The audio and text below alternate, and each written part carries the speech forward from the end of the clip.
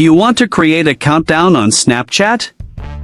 You can make a countdown on Snapchat with just a few simple steps. Before we begin, please like this video and subscribe to our channel for more tutorials and tips. I've also included some helpful tools and apps in the description, so be sure to check them out. To create a countdown on Snapchat. First, open the Snapchat application on your mobile device. Once you are on Snapchat, go to your profile by tapping on your profile icon or picture at the top left of the screen. Now, you are on your Snap profile. Scroll down to the countdown section. Under the countdown section, tap on Create a new countdown.